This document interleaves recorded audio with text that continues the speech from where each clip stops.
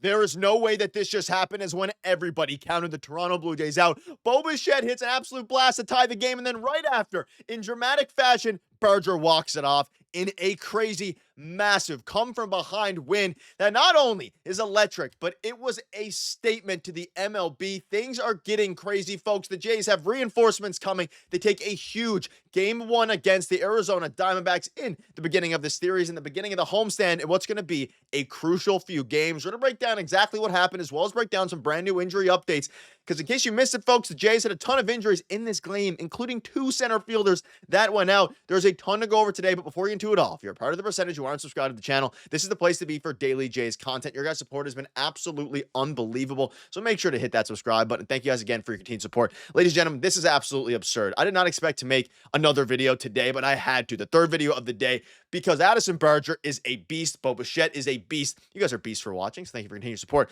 Let's dive right into it. This was an absolutely ridiculous game for a Tuesday night, right? We also got to give some love to Vladimir. We're going to go through everything, but in a game that had a lot of craziness, injuries. I mean, the Jays go up 2-0 early on the back of a Vladimir Guerrero Jr. solo shot that was 448 feet, the longest of his season. We're going to go through it. Now, the Toronto Blue Jays, they didn't hit great tonight. It was carried by the top, and this was the first game of the year where Vladdy hit in the 3-hole. And you can see here, Bichette went 2 for 5. Addison Berger went 2 for 5 in the 2-hole. And Vladimir Guerrero Jr. went 3 for 4. And you're thinking, okay, they go up 2-0 early, some very solid at-bats, but you're going up against a pitcher in Brendan Proft who was not very good. Brendan Proft has been really, really bad, like really bad. And you're hoping, okay, can we hit some up Proft? They don't, right? They don't do great. They get 2 runs out in 5 innings. It is what it is, right? It is what it is.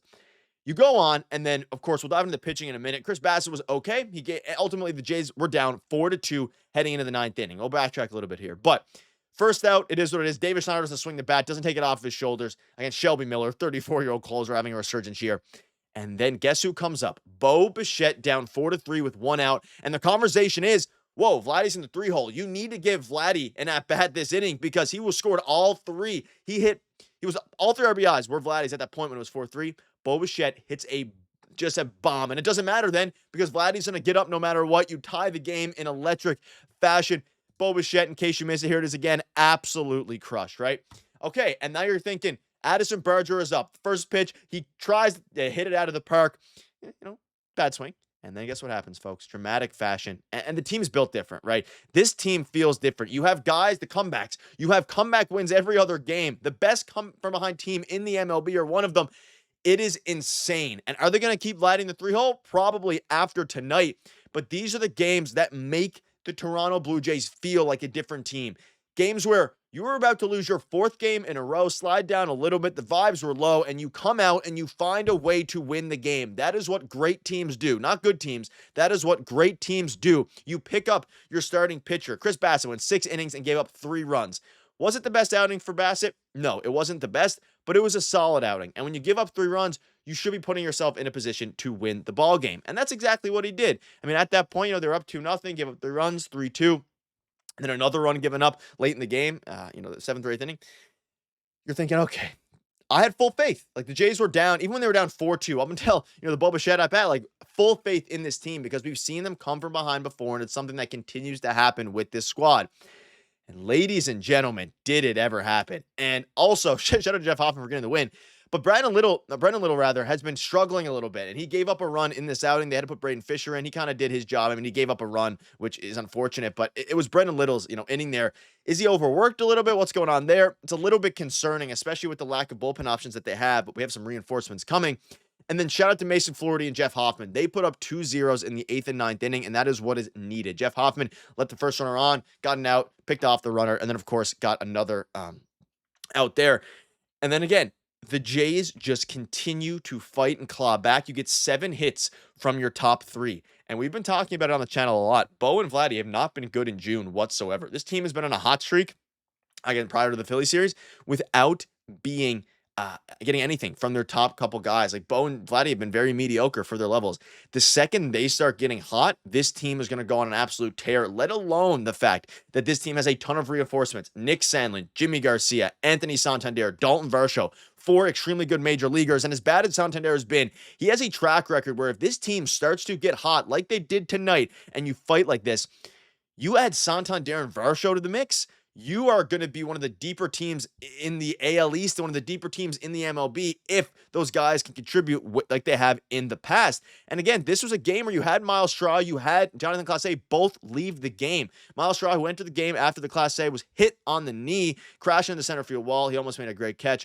Obviously, Josh Naylor, Straw's teammate, they're very good friends reportedly. So Straw came out of the game. Wouldn't be surprised if he hits the IL. Looked like a very rough hit, a right knee contusion for Clase and a right ankle sprain for Miles Straw. I would not be surprised if they place him on the 10-day IL and call someone up from Buffalo. I'll keep you up to date on that. But like they managed to just pull it off. And then you put Will Robertson in center field. He had a walk, got on base once. Ernie Clement got a hit. It probably should have been an error, but got a hit. I mean, David Schneider looked a little bit rough out there, but this was a game where like your 5 through or your 6 through 9 didn't really give you anything. You got one hit from Clement, which was a ground ball, technically probably an error. Kirk went hitless. George Springer got one hit. Like the team looked like they were down and out, but you have Vladimir Guerrero Jr. getting clutch hit after clutch hit, a 448-foot home run. You have Addison Barger hitting the game-winning home run. And Barger, he's the real deal now. Teams have tried to make their adjustments, and, Barger is what he is. He's going to strike out sometimes. He's going to swing out of his shoes sometimes. But that doesn't matter when you're as good as Addison Barger is at hitting the baseball hard. It is as simple as that. He hits the baseball hard, and he does what he does at an elite level. And guess what? He did what he did tonight at an elite level, and that is hit absolute moon. I mean, this was just a missile. Craziness. I believe it was a splitter. He hung the splitter. And then also got to give a shout out to Bichette. Also to give a shout out to Vladimir Guerrero Jr. for absolutely crushing it. But ladies and gentlemen, just an electric game. I mean, it is electric. And we covered a report earlier about how, the Jays aren't going to be sellers, all these different things, right? And guess what, folks? It doesn't matter. This team is absolutely electric. They are elite. And it's at the point now where I feel like this team is built different. They're not going to be sellers. All these reports, they are buying. I wouldn't be surprised if they go absolutely all in at this deadline. And it's simply because of the fact of games like this. You are never out of it. And now you move back up to 2.5 games up in the wild card spot because of how good they're playing, but they're also inching closer and closer. I believe now they're 3 games back. Someone correct me in the comment section of the division because the Yankees lost again. And you have the Rays now approaching, first in the division. But this is all great news, folks, and it all culminated with the bullpen continuing to be good, but reinforcements are on the horizon. Hopefully, Miles Straw and Jonathan Clase's injuries aren't too bad because they don't have a ton of outfield depth. They're going to have to call up some guys who probably haven't played it too much down there in AAA.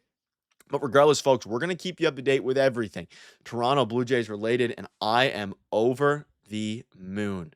Absolutely over the moon. And wow, let me know what your thoughts are. Third video of the day. If you're enjoying it, make sure to hit that subscribe button. But unbelievable. The Jays are back. Boy, oh boy, are we in for an exciting summer of Toronto Blue Jays baseball. Cheers.